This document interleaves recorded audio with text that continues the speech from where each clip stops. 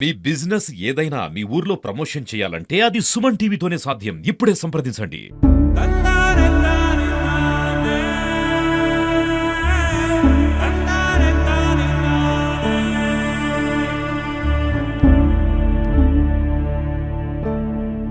దేవుడు ఆడే ఆటలో ఆ కుటుంబం ఓడిపోయింది. గత 6 నెలల క్రితం మురళీకృష్ణ అనే వ్యక్తి గుండెపోటుతో మరణించగా అతని మృతిని తట్టుకోలేక తల్లి శివలీల గత 15 రోజుల క్రితం మృతి చెందింది. తల్లి మృతిని తట్టుకోలేక చిన్న కుమారుడైనటువంటి కమల్ కృష్ణ గత 2 రోజుల క్రితం గుండెపోటుతో మృతి చెందిన ఘటన చిగురుమామిడి మండలం ఇందుర్తి గ్రామంలో చోటు చేసుకుంది. కుటుంబం అంతా మృతి చెందడంతో అక్కడ ఈ గ్రామంలో ఇందుర్తి గ్రామంలో విషాద ఛాయలు అలుముకున్నాయి.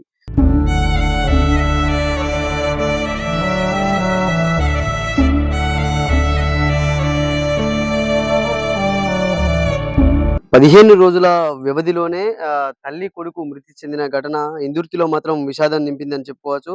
ఆహ్, 6 నెలల క్రితము పెద్ద కుమారుడు చనిపోవడం జరిగింది. తర్వాత తల్లి 15 రోజుల క్రితం చనిపోవడం జరిగింది. తల్లి మృతిని కూడా తట్టుకోలేక చిన్న కుమారుడు గుండెపోటుతో మృతి చెందిన ఘటన ఇందుర్తి గ్రామంలో విషాదాన్ని నింపింది. ఆమె ఒక వైస్ ఎంపీపీగా కూడా సేవలను కూడా అందించడం అయితే జరిగింది. వాళ్ళ కుటుంబ సభ్యులైతే ఉన్నారు. అసలు ఎట్లా జరిగింది ఈ ఘటన అయితే వారితో మనం మాట్లాడించే ప్రయత్నం అయితే చేద్దాం. చెప్పండి ఏం జరిగింది అసలు? ఎట్లా జరిగింది ఈ ఘటన? ఆమె పెద్ద కుమారుడు బుర్ర మురళీకృష్ణ కొద్ది రోజుల క్రితం అనారోగ్యంతో గుండెపోటుతో చనిపోవడం జరిగింది. ఆ బాధను తట్టుకోలేక ఈమె బుర్ర శివలీల గారు ఈమె పదే పదే తన కొడుకుని గుర్తు చేసుకుంటూ ఆ బాధతోని అనారోగ్యం పాలైంది. హాస్పిటల్ తీసుకుపోయినా కూడా బతకలేదు. చనిపోవడం జరిగింది మొన్న. ఆమె చనిపోయినాక 15 రోజుల వరకే ఆమె చిన్న కుమారుడు రందితోని తల్లి చచ్చిపోయింది, అన్న చచ్చిపోయిండనే బాధ భరించలేక తీవ్ర అనారోగ్యంతో గురి కావడం జరిగింది. అయిన తర్వాత ఈయనను కూడా హాస్పిటల్ తీసుకుపోవడం జరిగింది. ఆయన కూడా తట్టుకోలేక నిన్న గుండెపోటుతో మరణించడం జరిగింది.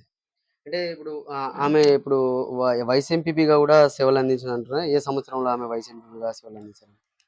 ఆమె ఇందుర్తికి ఎంపీటీసీగా గెలవడం జరిగింది. జడ్పీటీసీగా కూడా కంటెస్ట్ చేసింది అప్పుడు. ఎంపీటీసీగా గెలిచి చిగురుమామిడి మండల్ వైస్ ఎంపీపీగా పనిచేయడం జరిగింది. మరియు మార్కెట్ కమిటీ డైరెక్టర్ కూడా హుస్నాబాద్ చేయడం జరిగింది. ఇంకా అనేక కార్యక్రమాలు స్త్రీల కోసం గానీ, ఉద్యమాలు చేయడం జరిగింది. రాష్ట్ర స్థాయిలో కూడా ఈమె మహిళా సమైక్య అధ్యక్షురాలుగా కూడా పనిచేయడం జరిగింది. సామాజిక కార్యక్రమాలు మరియు స్త్రీల కోసం గానీ, సమాజంలో జరుగుతున్న అనేక సమస్యల మీద పోరాటం గత 25 సంవత్సరాలుగా చేసిందామె. అంటే ఒక కుటుంబానికి సంబంధించినటువంటి పు నలుగురు గూడా మృతి చెందిన వాళ్ళ భర్త గత 10 సంవత్సరాల క్రితం మృతి చెందడం జరిగింది. ఈమె ఆహ్, ఆహ్, గత 6 నెలల క్రితము పెద్ద కొడుకు ఆహ్, ఆహ్, పెద్ద కొడుకు కూడా మృతి చెందడం జరిగింది. అంటే కుటుంబం మొత్తం కూడా ఒక ఏం దిక్కుతోచని పరిస్థితిలో గూడా ఈ కుటుంబం పడిందని చెప్పుకోవచ్చు. అంటే ఇప్పుడు వాళ్ళ కొడుకు కూడాను చెప్పండి ఎట్లా జరిగిందసలు? మీ నానమ్మ ఎప్పుడు చనిపోవడం జరిగింది? నానమ్మ మొన్న 13 డేస్ బ్యాక్ చనిపోయింది. హ్మ్. తర్వాత బాబాయ్ చనిపోయిండు. హ్మ్. చిన్న బాబాయ్. హ్మ్. డ్యాడీ ఒక 1 ఇయర్ క్రితం డ్యాడీ చనిపోయిండు హార్ట్ హ్మ్. అటాక్ తోని. హ్మ్. అంటే ఇప్పుడు ఎవరెవరు ఉంటారు మీ ఇంట్లో? అమ్మ, నేను, నానమ్మ, బాబాయ్. హ్మ్.